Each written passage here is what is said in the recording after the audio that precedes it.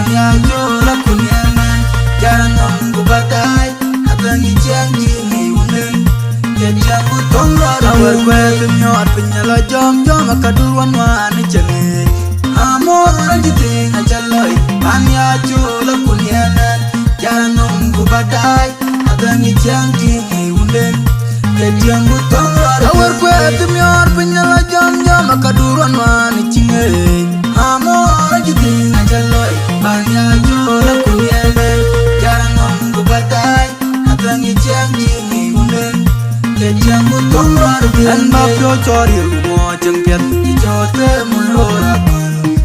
baya pum de girdi abalwa an bapyo chori mo ben jote mulora baya pum de girdi abalwa ne pyo pyo aben limpyo che jol ko kanyar chen jeno na tanjbe jiran le kurande yen gedinji jende ka don de ka jai dil ko kanyar chen de kura kanyi pin nyanga wai ben gai e pele nyela bin kal kuti pet matung mo ga kajilo e dinge atong ga trede ye jelone kele ajom our pe jorate kele andaman utila anu bobla kai kiti peroloy kele ajom our pe jorate atong mo ga kajilo e dinge atong ga trede ye jelone kele ajom our pe jorate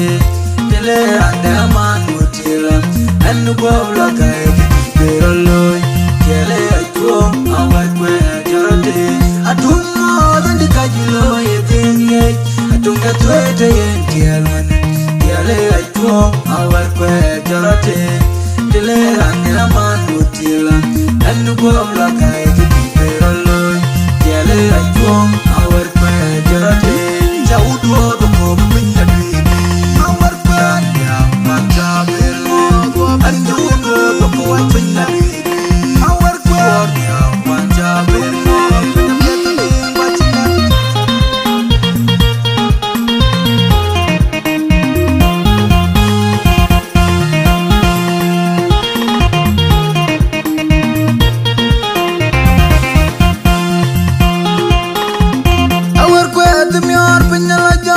kaduran wan chinge amor giting jaloi banya jola kunyanan jangan kubadai atangi janji unen jajang utongla awar kwel nyot penyala jom jom kaduran wan chinge amor giting jaloi banya jola kunyanan jangan kubadai atangi janji unen jajang utongla awar kwel nyor penyala jom jom kaduran wan chinge amor giting jaloi banya jola kunyanan jangan kubadai atangi janji unen jajang utongla an bapyo chori mo jengpet jote mulora jinda baya pum de girdi abalwa an bapyo chori mo ben jote mulora jinda baya pum de girdi abalwa agan limpyo che jol ko kanyar chen jeno na tanjbe